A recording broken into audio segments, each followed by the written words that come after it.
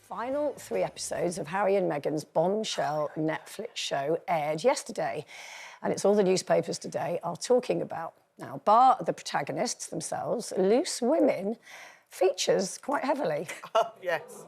The Queen got surprised, as like all of us, was the fact that they announced it officially on Instagram. He's trying to do for Meghan what he couldn't do for his mum. Exactly. Me. There's me. Do you know what? We've made that many appearances. I'm just exhausted. It's the only good bit about it. There's something from Loose Women in almost every episode. But what have you taken away? Because you've watched it now. Well, first of all, it's very much one... I don't think it should be called a documentary. I think it's our story. And I have softened on some of the things that I felt, and I've been more, what's the word? Not suspicious, that's not right. I'm mixed feelings, but I definitely feel ashamed of some of the things that I've thought and felt. Like, I found it very, very upsetting when Meghan was talking about showing the baby very young, how low she was, her mental health, her suicidal feelings. And I think at the time, I didn't really engage with that. I was just like, well, you know, whatever. And actually, I thought she spoke very well. She said, you know, at the end of the day, I am a human being, and we all know that the best thing to do with trolls and with all of that is to ignore it, not to read it, to move on. They're sad and unhappy people themselves. But I think I was really made aware that those trolls and then things feeling validated by online newspapers, we've forgot how much that can hurt and how much that can mess you up. Yeah, but when you look at all that stuff, what are you expecting? Just to see really nice things all the time? But I think... You can just not look at it, right? Yeah, but I think it's easy enough to say that. And I think when she said that, she was in the crowd one day and this woman looked straight in her face and said, what you're doing to your father is disgusting. And you could see when she was telling that story that, oh, my God, people are really believing this. So I think I've understood more, parking the money to one side, why they want to tell their version of the truth. And I'm much more sympathetic. I think sometimes I've been harsh in the way that I've spoken, thought about it. But there is no version of the truth. There's the truth and there's just fabrication, isn't there? No, I think everyone has a version of truth. A lot of this is like what you believe, because, you know, there's another story about her father and how she said, oh, he's dead to me. And you know, they're very upset about that, apparently, the family. But, you know, what do you believe? You can't... You have to kind of take what they say as read, because there's no reply. Yeah, you're not going to hear from William. No, you're never going to hear from our story.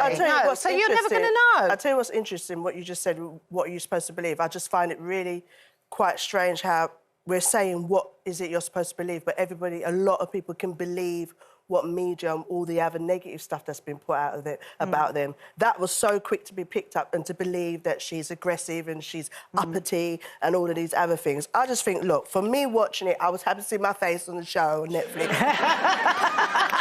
If that's how I'm going to get on Netflix, I'm here for it, boo-boo. But you know what? I just think there was so much complexities in there. Yes, they talked about racism, they talked about, you know, institutional racism, they talked about being in an institution.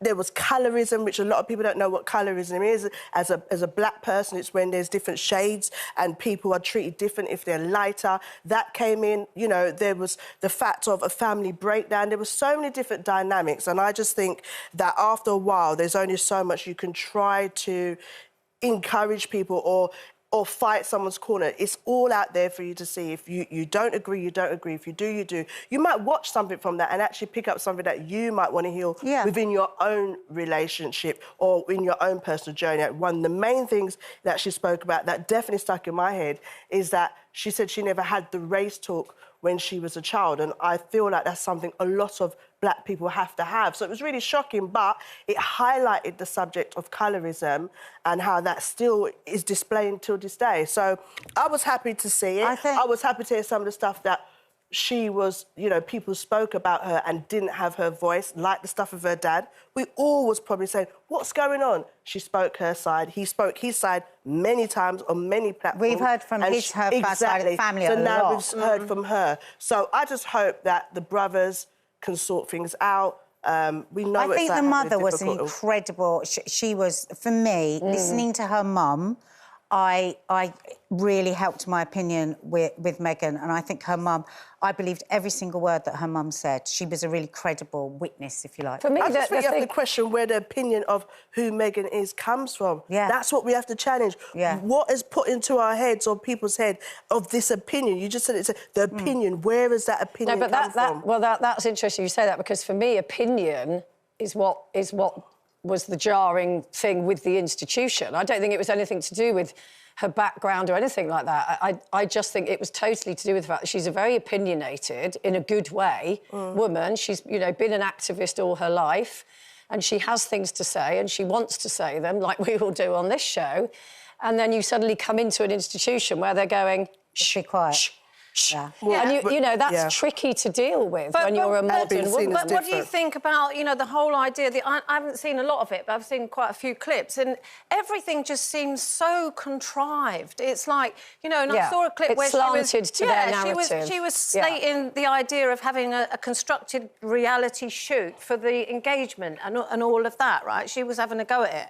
And then everything you look at, everything you see, every single picture, every single shot of everything, like the message and all of that, it all just looks so worked out and so beautifully shot. Well, I tell you what, I want a reality show of the nanny. Real. Yes, I want a reality show of the nanny. The nanny was the star of a reality show of the nanny. She was great. Hook me up, girl. I got some kids for you to look after. You know what I'm saying? Yeah. I hear you, Carol. The thing that I suppose irritated me the most about it was that throughout all of that, you've got Harry sitting next to Meghan, who's talking about her terrible experience with the institution. He grew up in it. Yeah. Why did he not sit her down at any point and go, when you join the family firm, it is like this, and this. Something that Chelsea Davy learned, Cressida Bonus learned. Because I think when you're in love, all will be fine. Yeah, but he sort of sat there as though it was a shock to him. Yeah, and he knew it. Maybe he did explain it to her, but maybe she's just decided that she doesn't like that life or doesn't like anything about it. Maybe we have to have another 6 episode season 2 to find out. No! Featuring lots of comments from Judy Love, of course.